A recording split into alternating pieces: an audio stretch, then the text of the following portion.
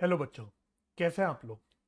जैसे कि आप लोगों को पता है, इस बार का जो अकाउंटेंसी का टर्म टू का पेपर होने वाला है वो एक special kind of answer sheet में होने वाला है, जिसमें कुछ आपको प्री प्रिंटेड फॉर्मेट्स मिलेंगे ऑफ जर्नल्स एंड लेजर्स। तो अब इस बात को लेके कई बच्चों में काफ़ी कंफ्यूजन आ रही है। उनके मन में काफ़ी सवाल आ रहे हैं कि हम लोग इस प्री प्रिंटेड फॉर्मेट्स को अपने एग्जाम में कैसे यूज़ करेंगे। क्या ये प्री प्रिंटेड फॉर्मेट्स एक्चुअली में यूज़फुल हैं? अगर हैं तो हम किस प्रकार के सवाल किस तरह से इसमें अटेम्प्ट कर सकते हैं। तो इस वीडियो के माध्यम से मैं अपनी पूरी कोशिश करूंगा कि आपके दिमाग में सारी क्लैरिटी दे पाऊं। लेकिन एक बात का ध्यान रखिएगा, इस वीडियो में मैं जो भी ओपिनियंस दूंगा, व्यूज दूंगा, वो मेरे अपने पर्सनल होंगे। इस वीडियो में मैं बेसिकली एक अपनी स्ट्रैटेजी बताऊंगा कि अगर आपकी जगह मैं एग्जाम दे रहा होता तो मैं इस आंसर शीट को कैसे यूज करता। तो मैं बिल्कुल नहीं कह रहा कि सारी मेरी बातें ही ठीक है, मेरे ही व्यूज ठीक है, मेरी ही स्ट्रैटेजी ठीक है। अगर आपको किसी और टीचर या एजुकेटर की बातें या उसकी स्ट्रैटेजी ठीक लगती है, या फॉर दैट मैटर आपको अपनी कोई खुद की स्ट्रैटेजी ठीक लगती है, तो आप उसको बेहिचक फॉलो कर सकते हैं। फिर भी मैं आप लोगों से रिक्वेस्ट करूंगा कि एक बार आप मेरी सारी बातों को एंड तक सुन जरूर लीजिएगा। चलिए बिना किसी देरी के मैं अपने डिस्कशन को शुरू करता हूं।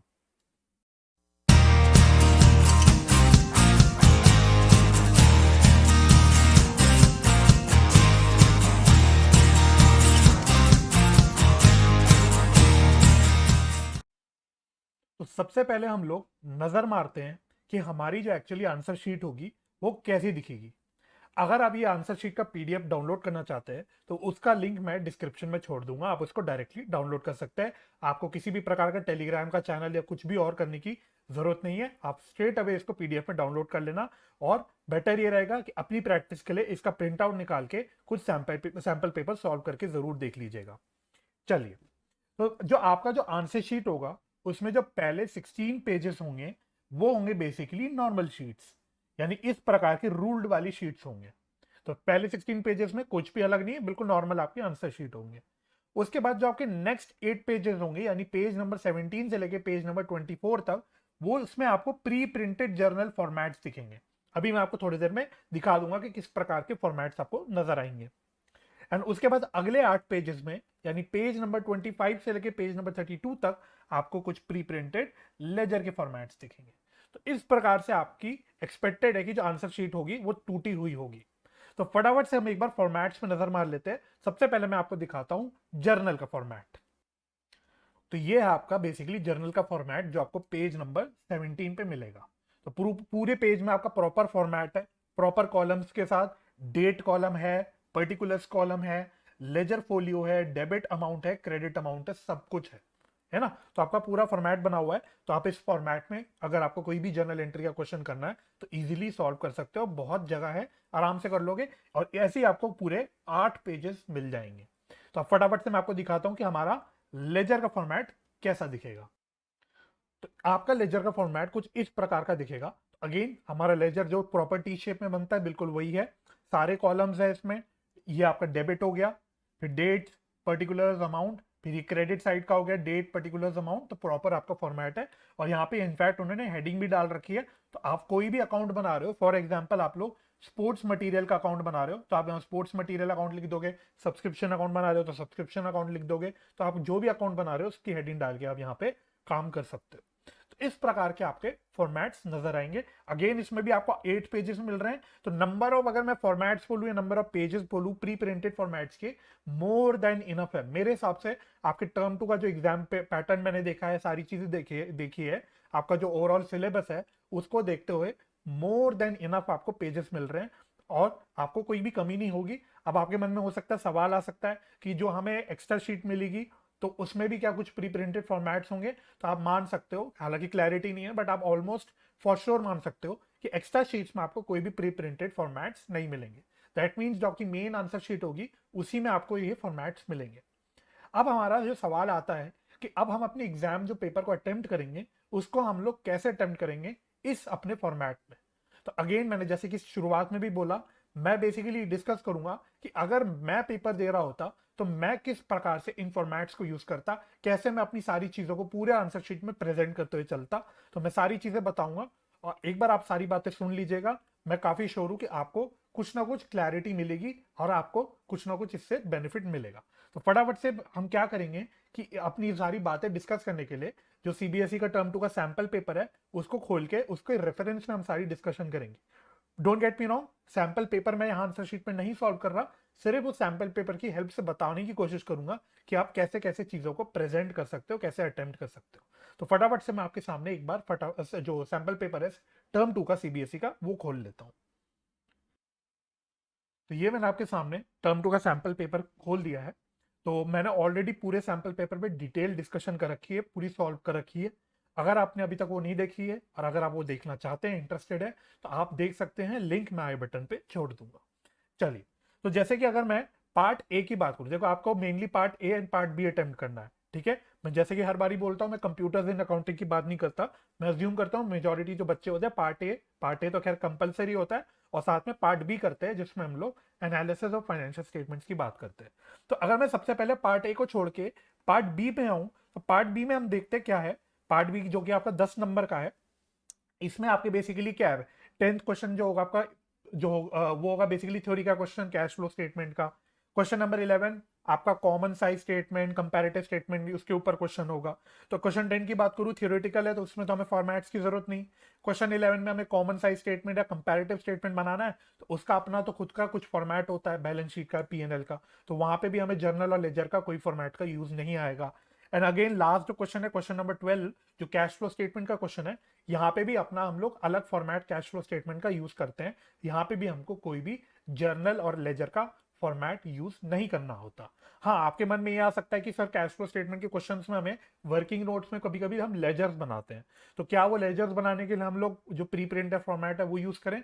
तो मैं बोलूंगा अगेन, मैं जैसे कि बोल रहा हूँ कि अगर मैं एग्जाम दे रहा होता तो मैं उस केस में pre printed format working note के लिए नहीं यूज करता, है ना। मैं अपना नॉर्मल शीट पे ही अपना वर्किंग नोट बना के चलता, वहां छोटे छोटे लेजर जो भी बनाने बना के चलता। एक या दो से ज्यादा लेजर बनाने की मुझे तो लगता नहीं आपको जरूरत पड़ेगी 5 नंबर के क्वेश्चन में।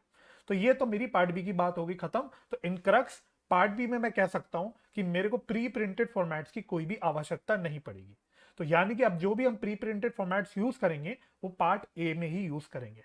तो फटाफट से हम पार्ट ए में वापस से आ जाते हैं। तो मैं पार्ट ए में पहले क्वेश्चन पे ले जाता हूं, है ना। तो हो सकता है मैं सारे क्वेश्चन ना डिस्कस करूं क्योंकि वीडियो अननेसेसरीली लंबी हो जाएगी, बट मैं आपको एक आइडिया देने की कोशिश करूंगा कि कैसे आप इसको यूज कर सकते हो, क्या कर सकते हो।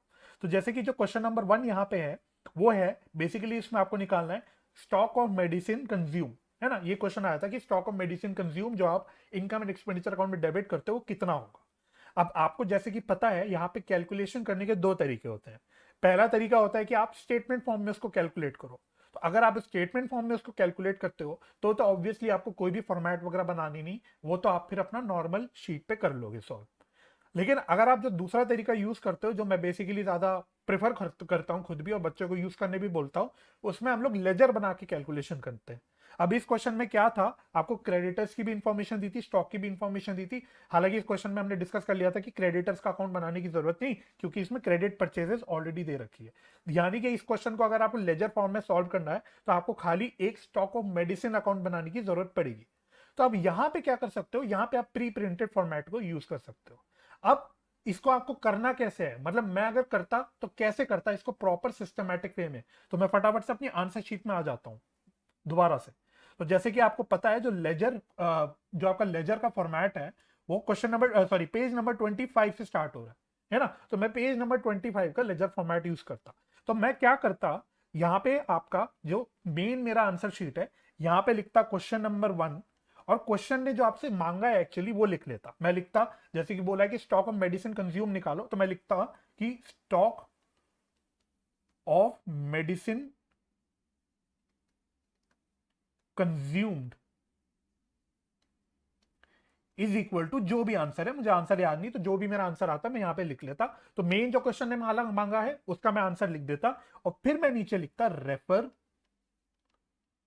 Page number 25 for laser of stock of medicine. तो यहां पे मैंने क्या किया, मैंने मेन आंसर शीट में ऐसा भी नहीं किया कि मैं बिल्कुल क्वेश्चन नंबर 1 इग्नोर मार दूं, है ना। तो मैंने मेन आंसर वहां पे लिख दिया। हो सकता है भाई अगर एग्जामिनर जल्दी जल्दी चेक कर रहा हो, उसको यहाँ पे आंसर ही सही मिल जाए, तो आपका मेन लेजर के ऊपर जाएगा ही नहीं, है ना, तो वो आपका ऐसे ही 2 नंबर दे देगा, क्योंकि 2 नंबर का सवाल है। लेकिन मैंने क्या किया, जो आपका प्री प्रिंटेड फॉर्मेट है उससे यहाँ पे मेन आंसर शीट से मैपिंग कर ली। अब होगा क्या, जो पेपर चेकर होगा उसको बहुत ईजी हो जाएगा, आपने उसके लिए काम बहुत ईजी कर लिया, उसको आगे पीछे नहीं करना, सारी मैपिंग उसको यहाँ पे मिल गई है। तो वह यहाँ पे देखिएगा, अच्छा आपने लेजर अकाउंट यहाँ बनाया है, तो अपने आप पेज नंबर 25 पे चला जाएगा, उसको वहां पे आपको लेजर दिख जाएगा। तो आपने अपने आप को जितना हो सके सेफ गार्ड कर लिया, है ना। तो मेरे हिसाब से बेस्ट तरीका है ये जो आपका प्री प्रिंटेड फॉर्मेट्स है वो यूज करने का। ठीक है, तो फटाफट से मैं एक बार नेक्स्ट क्वेश्चन में आता हूं। तो नेक्स्ट क्वेश्चन, क्वेश्चन नंबर 2, एक थ्योरेटिकल क्वेश्चन है, तो यहाँ पे ऑब्वियसली हमें फॉर्मेट की जरूरत नहीं पड़ेगी। अब आया क्वेश्चन नंबर 3। क्वेश्चन नंबर 3 में बेसिकली क्या है, एक रिटायरमेंट का क्वेश्चन है, जिसमें आपको treatment of goodwill, I think retirement का क्वेश्चन है, तो आपको गुडविल की ट्रीटमेंट की एंट्री पास करनी है। मेन आपका सोल्यूशन ये है। अब इस क्वेश्चन में अगर मुझे सही याद आ रहा है तो इसमें कुछ हिडन गुडविल का कॉन्सेप्ट था, तो बेसिकली आपको हिडन गुडविल की कैलकुलेशन करनी है। तो आप यहाँ पे क्या कर सकते थे, क्या कर सकते हो, आप अगेन क्या करोगे, क्वेश्चन नंबर 3 लिखोगे, मतलब क्वेश्चन नंबर 2 तो ऊपर आ ही जाएगा, तो आप नॉर्मल शीट में कर ही रहे हो। उसके बाद जब आप क्वेश्चन नंबर 3 लिखोगे, तो यहाँ पे आप अपनी कैलकुलेशंस दिखा दोगे। बेसिकली साफ साफ ध्यान रखिए, मैं हर बारी कहता हूं, आपको जो कैलकुलेशन दिखानी है, वर्किंग्स दिखानी है, वो बहुत क्लियरली दिखानी है, साफ साफ दिखानी है। तो आप अपनी यहाँ कैलकुलेशन दिखा देते, जो भी हिडन गुडविल की आप कैलकुलेशन करते। अगेन कैलकुलेशन आने के बाद आप अपनी जो भी गेनिंग रेशियो, सैक्रिफाइसिंग, जो भी सब निकालना है, सब निकालने के बाद फिर आप लास्ट में लिखते रेफर। अब यहाँ पे आपको जर्नल पास करनी है, तो यानी आपको जर्नल का फॉर्मेट यूज करना है। तो जर्नल का जो पहला फॉर्मेट आ रहा है वो पेज नंबर 17 पे आ रहा है। तो सपोज मोस्ट प्रॉब्ली आप पेज नंबर 17 पे अटेम्प्ट करोगे, तो आप यहां लिखोगे refer page number 17 for journal या फॉर जर्नल एंट्री, सिंपल। और फिर जो भी अगेन एग्जामिनर है उसके लिए आपने अगेन काम बहुत इजी कर लिया, उसके लिए सारी मैपिंग हो गई, वो आपकी यहाँ कैलकुलेशंस वेरीफाई कर लेगा, फटाफट से वो पेज नंबर 17 पे आ जाएगा और आपकी जर्नल एंट्री वहां पे चेक हो जाएगी। तो ये तरीका मेरे हिसाब से काफी अच्छा है, आप अपने आप को सेफ गार्ड करके चल रहे हो यहाँ। इससे क्या है, आपका सारा कोई भी क्वेश्चन छूट जाने का जो चांस है वो खत्म हो गया, है ना। कोई भी आप, क्योंकि अगर एग्जामिनर मेन शीट से शुरुआत कर रहा है तो वो कहीं भी कोई भी चीज मिस नहीं करेगा, क्योंकि आपने सारे क्वेश्चंस मेन शीट में दिखाई रखे हैं, और साथ ही साथ आपने पेज नंबरिंग की रेफरेंस कर रखी है अपने प्री प्रिंटेड फॉर्मेट्स में, तो उसको वो भी मिस नहीं होगा। तो कहीं पे भी ना ही प्री प्रिंटेड फॉर्मेट में कहीं मिस होगा चेक होने में आपके एग्जामिनर के लिए, और ना ही मेन शीट पे। एंड ट्रस्ट मी, एग्जामिनर आपसे मेरे हिसाब से खुश होगा, क्योंकि अगर मैं पेपर चेक कर रहा हूँ और बच्चे ने साफ साफ काम करके मैपिंग कर रखी होगी, तो मेरे मन में जो बच्चे का इंप्रेशन है वो बहुत अच्छा पड़ेगा।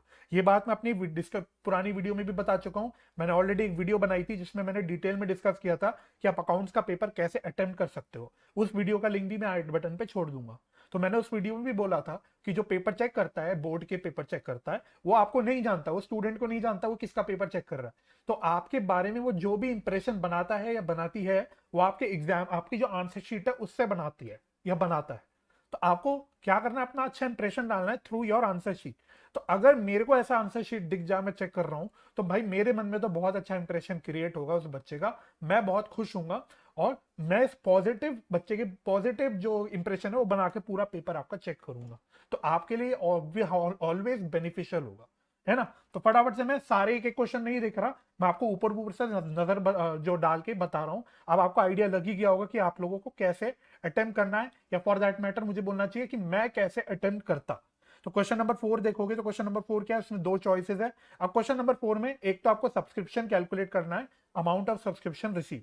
अब यहां पे भी अगर आप लोग सब्सक्रिप्शन अकाउंट बना के काम करते, तो बिल्कुल जैसे क्वेश्चन नंबर 1 मैंने आपको बताया था वो वैसे करके कर सकते थे। लेकिन अगर आप स्टेटमेंट फॉर्म में या फॉर्मूला फॉर्म में कुछ दिखा के करते, तो फिर आपको फॉर्मेट की जरूरत नहीं पड़ती। तो ऊपर वाला क्वेश्चन हो गया। अच्छा, इसका सेकंड चॉइस का क्वेश्चन फंड बेस्ड अकाउंटिंग का था, जिसमें आपको बेसिकली क्या दिखाना था, क्या बोल रहा था, वो मांग रहा था show the extract of balance sheet, है ना। तो बेसिकली वो बैलेंस शीट का एक्सट्रैक्ट मांग रहा था। तो यहाँ पे आपको ना ही जर्नल ना लेजर किसी का भी यूज नहीं है। तो आपको जो एक्सट्रैक्ट बनाना है बैलेंस शीट का, वो अपने नॉर्मल रूल, अपने नॉर्मल शीट पे ही बनाना पड़ेगा। तो यहाँ आपको उसकी आवश्यकता नहीं पड़ेगी। क्वेश्चन नंबर 5 क्या है, अगेन ये क्वेश्चन नंबर 5 जो 3 नंबर का, ये आपके डेथ सवाल से था। इसमें आपसे 2 चीजें मांगी गई थी, एक तो आपको प्रॉफिट का शेयर कैलकुलेट करना था, और सेकेंडली फिर आपको प्रॉफिट का शेयर देने के लिए जर्नल एंट्री पास करनी थी, है ना। तो इसमें भी आप बिल्कुल जैसे हमने अभी रिटायरमेंट वाला मैंने क्वेश्चन बताया, आप बिल्कुल डिट्टो सेम वे में अटेम्प्ट कर सकते हो। अगेन आप यहां लिखोगे क्वेश्चन नंबर 5, है ना। आप अपनी प्रॉफिट की कैलकुलेशन दिखा दोगे साफ साफ, अगेन ध्यान से क्या साफ साफ बिल्कुल दिखाओगे। और सपोज अब आप अगला क्वेश्चन जो जर्नल का यूज कर रहे हो पेज नंबर 18 पे कर रहे हो, तो आप वहां पे अगेन लिख लेते रेफर, है ना, refer page number 18 for journal entry. और फिर आप अपने पेज नंबर 18 में जो भी जर्नल एंट्री बनती है वो वहां पे दिखा देते, खत्म बात, हो गया, इजी हो गया आप लोगों के लिए भी। अच्छा, क्वेश्चन नंबर 6 फटाफट से देखते हैं। क्वेश्चन नंबर 6 में भी आई थिंक दोनों भी क्वेश्चन के जर्नल एंट्री का नहीं, हाँ दोनों क्वेश्चन में जर्नल एंट्रीज आ रही है। तो क्वेश्चन नंबर 6 में ऊपर basically assets and liabilities business take over की जो होती है, यानी कि हम जो कॉन्सेप्ट करते हैं issue of debentures for consideration other than cash, उसका आपका ये सवाल था। तो यहाँ पे भी वो जर्नल एंट्री पास कर रहा था। अब यहाँ पे आई बिलीव, अच्छा यहाँ पे भी आपको नंबर ऑफ डिबेंचर्स निकालने की कैलकुलेशन करनी पड़ती है। तो आप अगेन यहाँ पे क्या कर सकते हो, आप क्वेश्चन नंबर 6 लिखोगे, आप नंबर ऑफ डिबेंचर जैसे निकाल रहे हो तो आप यहां पे निकाल लोगे number of debentures to be issued, और जो भी आप अपनी कैलकुलेशन करते हो वो कर लोगे। और फिर सेम वे में अब मान लो आप पेज नंबर 18 के बाद नेक्स्ट पेज पे जर्नल एंट्री कर रहे हो उसकी, तो आप पेज नंबर 19 पे कर रहे होगे, तो आप यहां पे लिख दोगे रेफर पेज नंबर 19 फॉर, और आपके मैं जर्नल एंट्री सिंगुलर नहीं लिखूंगा क्योंकि हमें यहाँ पे एक से ज्यादा एंट्रीज करनी होती है। तो अब मैं यहाँ पे लिखूंगा refer page number 18 sorry 19 for journal entries, है ना। तो आपको स्पेसिफिक रहना है, आप अपना जो भी क्वेश्चन अटेम्प्ट कर रहे हो कोशिश करना है आप जितना हो सके स्पेसिफिक रहो। ऊपर के सारे सवालों में हमने एक ही जर्नल एंट्री पास कर रहे थे, तो मैंने जर्नल एंट्री सिंगुलर लिखा। तो अब यहाँ पे मैं क्योंकि एक से ज्यादा एंट्रीज पास कर रहा हूँ फॉर्मेट में, तो यहाँ पे मैं लिख दूंगा refer page number 19 for journal entries, खत्म, सिंपल, है ना। अच्छा, यहाँ पे एक ऑप्शन आपके पास और भी आ सकता है कि जो आप number of debentures to be issued की कैलकुलेशन करो वो अपने जर्नल फॉर्मेट में नीचे दिखा दो, जहां आप जर्नल एंट्री लिख रहे हो उसके नीचे ही दिखा दो। लेकिन मैं अगर एग्जाम दे रहा होता, कर रहा होता, तो मैं वहां नहीं दिखाता क्योंकि वो थोड़ा सा अनटाइडी लगता, अच्छा नहीं लगता मेरे को। तो मैं तो अपना कैलकुलेशन यहीं करता सारी, और इस प्रकार से मैपिंग करते हुए चलता। तो मुझे यहाँ पे कोई भी दिक्कत नहीं लगती, I don't see any reason कि आपके ऐसे करने से कहीं पे भी कोई मार्क्स डिडक्ट होने चाहिए। आ जाओ जी। अच्छा, सेकंड जो ऑप्शन था इसमें वो basically issue of debentures as collateral security का क्वेश्चन था। तो वहां पे आपसे मांग क्या रहा था, pass necessary journal entries for the above transactions if the company decided to record the issue of so and so blah blah blah and show the presentation in the balance sheet of youth limited। Again अब balance sheet जो बनानी है आपको, जो extract बनाना है balance sheet का, उसके लिए आपको कोई फॉर्मेट नहीं यूज कर सकते, आपको यहीं पे बनानी पड़ेगी। तो आप यहाँ पे क्या करते हैं, अपनी बैलेंस शीट की फॉर्मेट जो भी अपना जैसे आप करते हो प्रॉपर वे में कर लेते, और सेम वे में आप फिर से लिखते refer page number 19 for journal entries, है ना। तो एक बात मैं बहुत अच्छे से क्लैरिफाई कर लूं भाई, आपके लिए कोई कंपलसरी नहीं है, प्री प्रिंटेड फॉर्मेट्स यूज करना is not at all compulsory. तो ऐसा नहीं कि अगर आप प्री प्रिंटेड जर्नल या लेजर के फॉर्मेट्स यूज नहीं करोगे तो कोई आपका मार्क्स डिडक्ट कर देगा।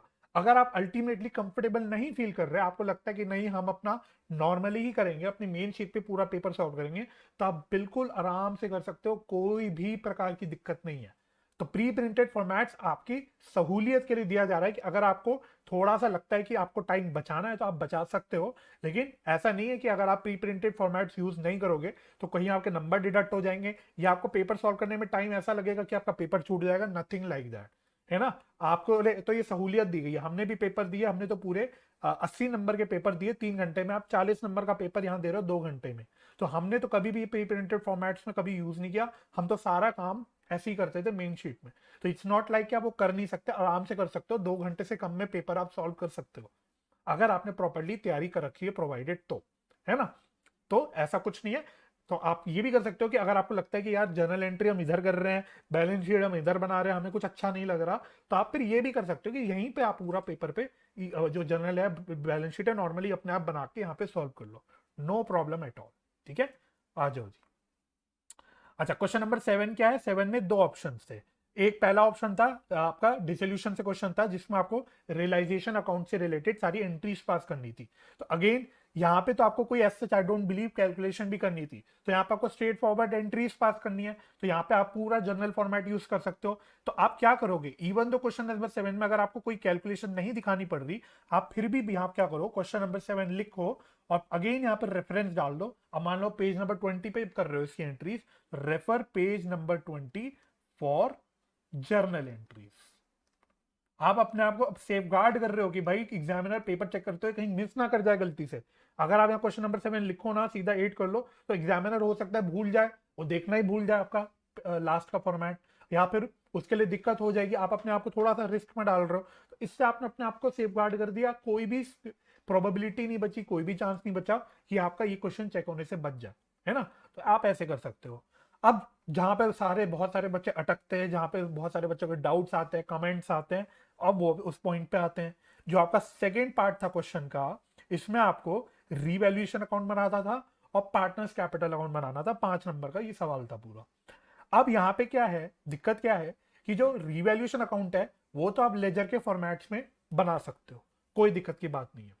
लेकिन जो पार्टनर्स कैपिटल है उसको आप प्री प्रिंटेड फॉर्मेट में नहीं बना सकते, क्योंकि आपको पार्टनर्स कैपिटल में एक से ज्यादा कॉलम बनाने होते हैं, आपको सारे पार्टनर्स के कॉलम बनाने होते हैं, और आपके प्री प्रिंटेड फॉर्मेट में तो सेम ही कॉलम है ना।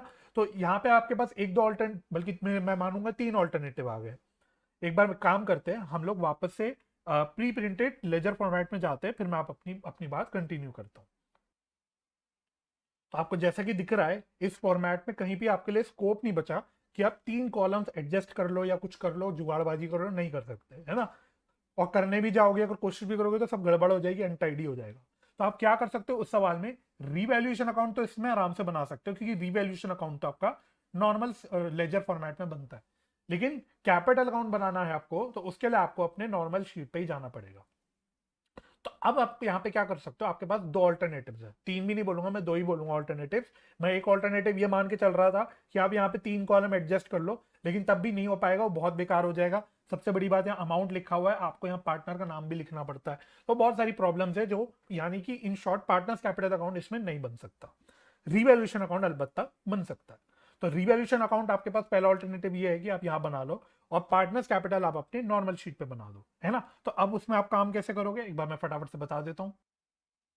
तो आप क्या करोगे, क्योंकि आपको सीक्वेंस में पहले रीवैल्यूएशन अकाउंट बनाना होता है, तो रीवैल्यूएशन अकाउंट आप अपना प्री प्रिंटेड फॉर्मेट में बना दोगे, और यहां पे लिखोगे रेफर।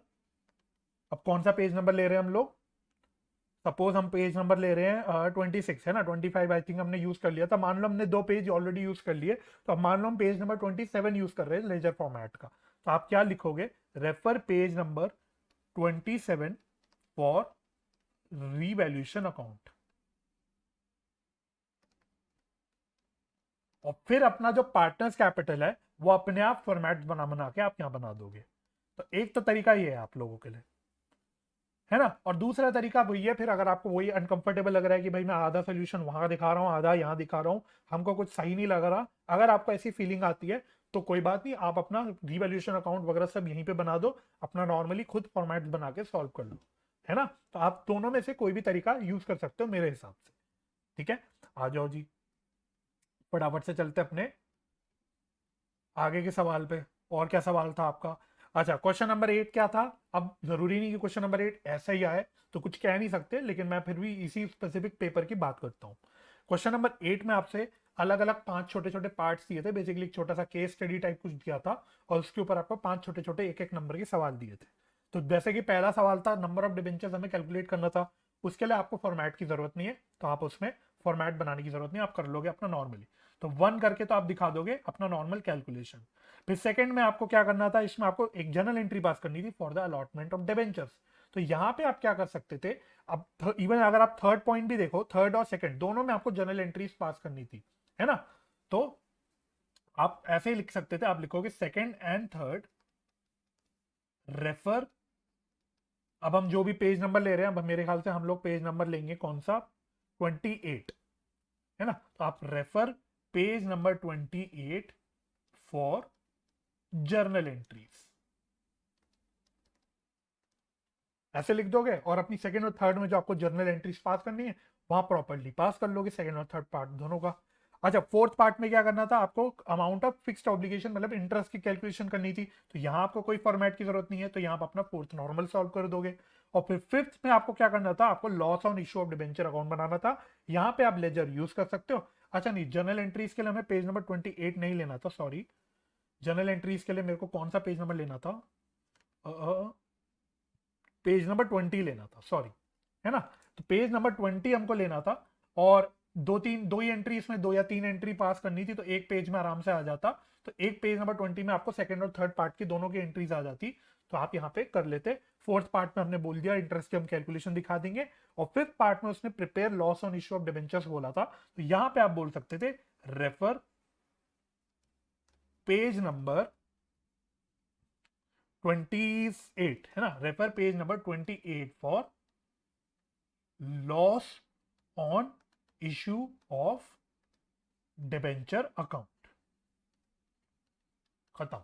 और फिर आप अपना पेज नंबर 28 में प्री प्रिंटेड फॉर्मेट्स में कर देते। और एक और बात का ध्यान रखना, जब आप प्री प्रिंटेड फॉर्मेट यूज कर रहे हो तो वहां पे भी हेडिंग में क्वेश्चन नंबरिंग जरूर कर देना, कि आप कौन से क्वेश्चन नंबर कर रहे हो या कौन से क्वेश्चन नंबर का कौन सा पार्ट कर रहे हो, तो वहां प्रॉपर नंबर कर लेना।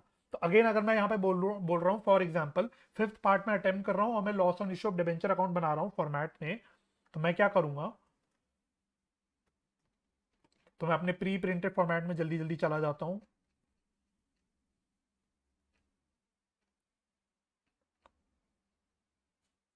सपोज मैं जैसे यहां पे कर रहा था, तो मैं यहां पे क्या क्या लिखूंगा, loss on issue of debenture account पूरा लिखूंगा। और यहां पे मैं नंबरिंग कर लूंगा कि हम कौन सा क्वेश्चन नंबर अटेम्प्ट कर रहे हैं, है ना। तो हम क्वेश्चन नंबर 8 का फिफ्थ कर रहे हैं, तो मैं यहां पे लिख देता क्वेश्चन नंबर 8 फिफ्थ पार्ट। ठीक है, तो ये मत भूल जाना, मैं ये बात स्टार्टिंग में शायद मैं मिस कर गया, लेकिन मैं अब बता दे रहा हूं कि अगर आप प्री प्रिंटेड फॉर्मेट जो भी यूज कर रहे हो लेजर का या जर्नल का, आपको वहां पे भी क्वेश्चन नंबरिंग प्रॉपरली करके जरूर चलना। ठीक है, तो दोनों जगह में मेन शीट में भी सारी चीजें लिख के चलनी है और यहाँ पे भी लिख के चलनी है। सारी चीजों के कनेक्शन लिंक बना के चलना है, मैपिंग करते हुए चलना है, ताकि पेपर चेकर को कभी कहीं कोई दिक्कत ना आए और आप भी सेफ रहो कि कोई आपका सवाल चेक होने से, जवाब मतलब आंसर चेक होने से मिस ना हो, है ना। बस इस प्रकार से आप कर लेते हैं। आप क्वेश्चन नंबर 9 देखो, एक और जहां पे बच्चों को डाउट आता है। बेसिकली क्वेश्चन नंबर 9 क्या था, इसमें हमें इनकम एंड एक्सपेंडिचर अकाउंट बनाना था। अब इनकम एंड एक्सपेंडिचर अकाउंट भी हम यहाँ पे नहीं बना सकते, रीजन भी है, यहाँ पे सिंगल कॉलम का ही सब कुछ, लेकिन यहाँ पे पर्टिकुलर्स लिखा हुआ है, हमको यहाँ एक्सपेंडिचर लिखना होता है और यहाँ पे हमें इनकम लिखना होता है। तो एक तरीका तो वैसे ये भी है कि हम लोग यहाँ पे पर्टिकुलर्स को काट के अपने आप एक्सपेंडिचर और इनकम लिख के सवाल सॉल्व कर ले। लेकिन मैं अगर अगेन पेपर सॉल्व कर रहा होता तो मैं ये करना पसंद नहीं करता।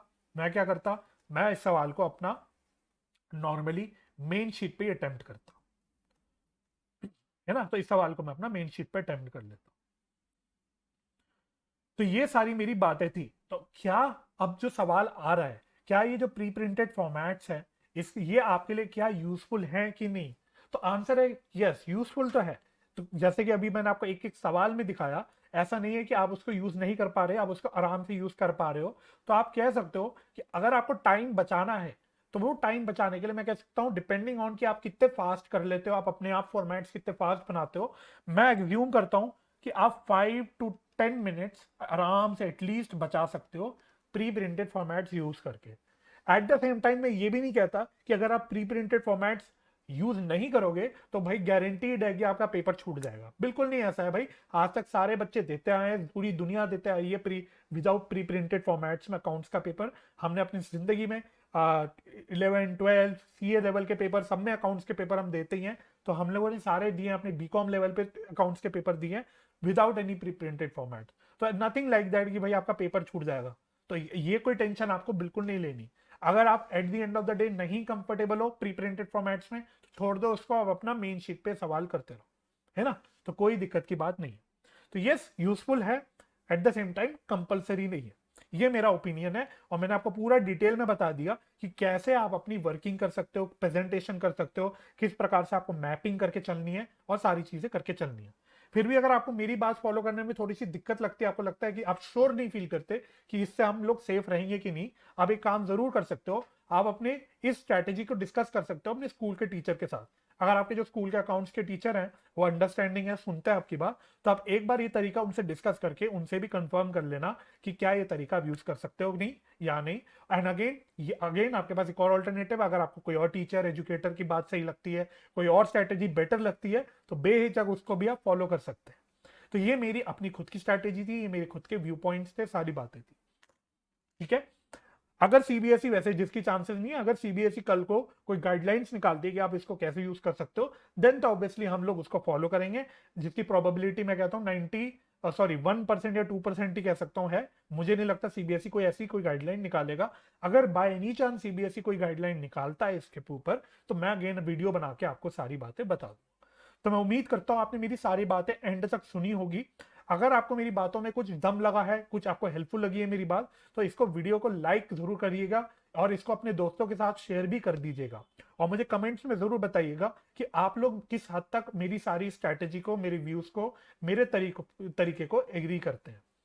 तो मुझे उम्मीद है आपने वीडियो को एंजॉय किया होगा, आपके दिमाग में मोस्ट इंपॉर्टेंटली कुछ क्लैरिफिकेशन आ गई होगी। इन छोटी छोटी बातों को लेकर अननेसेसरी ज्यादा टेंशन नहीं लेनी। अपने मेंटल हेल्थ को मत बिगाड़ देना इतना टेंशन लेके कि भाई हम कैसे सॉल्व करेंगे, ऐसा कुछ भी नहीं है, कोई रॉकेट साइंस नहीं है, आप कर लोगे। एक बात जरूर ध्यान रखना, अगर आप जो भी कोई स्ट्रैटेजी यूज करना चाह रहे हो अपने प्री प्रिंटेड फॉर्मेट्स में, तो मैंने पीडीएफ का लिंक छोड़ दिया है डिस्क्रिप्शन में, आप उसका डाउनलोड करके प्रिंट निकाल के एटलीस्ट एक पेपर जरूर सॉल्व करके देखना कि क्या जो स्ट्रैटेजी हम यूज कर रहे हैं उस स्ट्रैटेजी से हम लोग प्रॉपरली एग्जाम में पेपर सॉल्व कर पा रहे हैं, क्या हम विद इन टाइम इसको सॉल्व कर पा रहे हैं कि नहीं। ये मत सोचना कि भाई मैं जो भी है, अब जो भी स्ट्रैटेजी है लास्ट पेपर के टाइम पे डिसाइड करूंगा, तभी मैं फिगर आउट करूंगा क्या करना है। ऐसा करना बहुत बड़ी गलती होगी। अब जो भी तरीका यूज करो, आप एक एटलीस्ट एक सैंपल पेपर जरूर सॉल्व करना अपने आप से। अपने आप से, ये नहीं कि किसी और से सॉल्व करा रहे हो, अपने आप खुद अपने हाथ से करके देखना। ठीक है, तो ये जरूर आपको करना है। बाकी अपना ख्याल रखिए, परिवार का ख्याल रखिए, हंसी खुशी रहिए, एक दूसरे की मदद करते रहिए और पॉजिटिव माइंडसेट से पढ़ाई करते रहिए। मैं बहुत जल्दी आपसे मिलूंगा अगले वीडियो में। इनफैक्ट बहुत जल्दी हम लोग लाइव रिवीजन सेशन में मिलने वाले हैं, तो मैं तो बहुत एक्साइटेड हूं। मैं उम्मीद करता हूं आप भी एक्साइटेड होंगे और फिर हम लोग अपनी चर्चा वहीं पे करेंगे। चलिए, तब तक के लिए bye bye and take care.